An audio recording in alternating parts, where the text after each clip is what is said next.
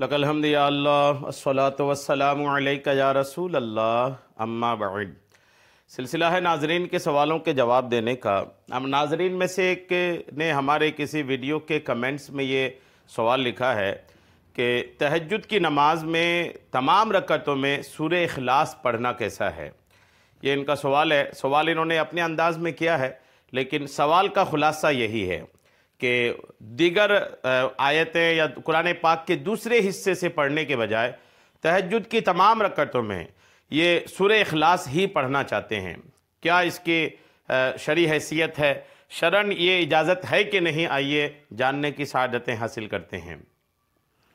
یاد رکھیے گا کہ تہجد جو ہے وہ نماز نفل ہے، نفل نماز ہے وہ، اور نفل نماز میں چاہے تہجد ہو، چاہے تہجد کے علاوہ دیگر نمازیں ہوں، اور بھی بہت ساری نفل نمازیں لوگ پڑھتے ہیں، تمام نفل نمازوں میں آپ چاہیں تو سورہ فاتحہ کے بعد سورہ اخلاص ہی پڑھنا چاہیں، ریپیٹ کر کے مقرر کر کے اسی کو پڑھنا چاہیں تو شرعاً کوئی حرج نہیں ہے، پڑھ سکتے ہیں۔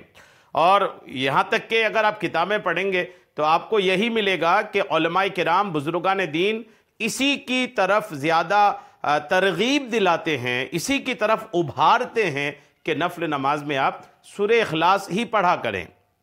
اب سوال یہ کہ سورہ اخلاص کے ساتھ ایسی کون سی بات ہے کہ سورہ اخلاص نفل نمازوں میں پڑھنے پر زور دیا جاتا ہے، اور اکثر لوگ نفل نمازوں میں سورہ ملانے میں سورہ اخلاص کی ہی تلاوت کرتے ہیں، تو وجہ اس کی کیا ہے؟ سنیے، ایک دو حدیثیں سنتے ہیں آپ۔ حضرت ابو سعید خدری رضی اللہ تعالیٰ عنہ سے روایت ہے کہ نبی اکرم صلی اللہ تعالیٰ علیہ وسلم نے ارشاد فرمایا، کیا تم میں سے کوئی اس سے عاجز ہے کہ وہ رات میں قرآن مجید کا تہائی حصہ پڑھ لے؟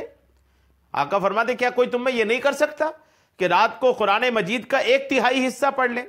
صحابہ کرام رضی اللہ تعالیٰ عنہم کو یہ بات مشکل معلوم ہوئی کہ ایک تو تہائی قرآن رات میں کیسے پڑھ لیں گے؟ تو آقا کریم سے صحابہ نے عرض کی، یا رسول اللہ، ہم میں سے کون اس کی طاقت رکھتا ہے کہ ایک تہائی قرآن پڑھ لیں؟ تو آقا کریم نے ارشاد فرمایا کہ سورہ اخلاص تہائی قرآن کے برابر ہے۔ جب ایک بار سورہ اخلاص تہائی قرآن کے برابر ہے تو 3 بار سورہ اخلاص ایک قرآن کے برابر ہے۔ جی، ایک اور حدیث پاک سنیں کہ آقا کریم علیہ السلام نے ایک شخص کو ایک لشکر میں روانہ کیا، وہ اپنے ساتھیوں کو نماز پڑھاتے تو سورہ فاتحہ کے ساتھ سورہ ملانے کے بعد سورہ اخلاص پڑھتے تھے۔ جی ہاں، ایک صحابی ایسے بھی تھے کہ یہ نماز پڑھاتے تھے، امام تھے صحابہ کے، تو یہ سورہ فاتحہ کے بعد ایک کوئی سورہ ملاتے تھے اور پھر سورہ اخلاص بھی پڑھ لیتے تھے۔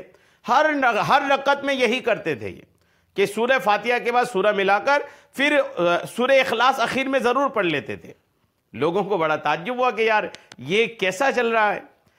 یہ آقا کریم علیہ السلام کے پاس جو وہ لشکر جب واپس آیا تو لوگوں نے آقا کریم سے یہ بات ذکر کی، تو آقا کریم علیہ السلام نے ارشاد فرمایا، اس سے پوچھو کہ تم ایسا کیوں کرتے ہو۔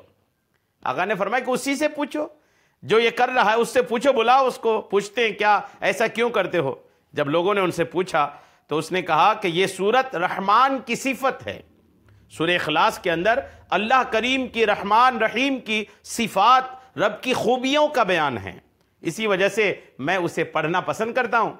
تاجدار رسالت صلی اللہ تعالیٰ علیہ وسلم نے ارشاد فرمایا، اسے بتا دو کہ اللہ تعالیٰ اس سے محبت فرماتا ہے۔ جو اللہ کریم سے محبت کرے اللہ کریم اس سے محبت فرماتا ہے۔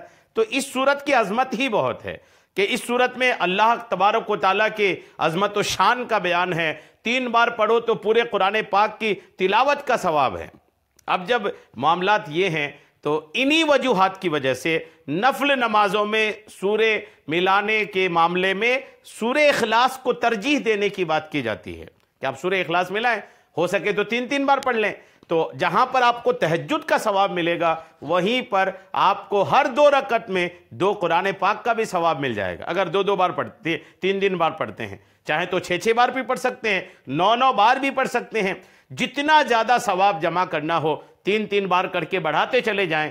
آپ ہر 3 بار سورہ اخلاص پڑھنے پر ایک قرآن پاک کی تلاوت کا ثواب پاتے چلے جائیں گے۔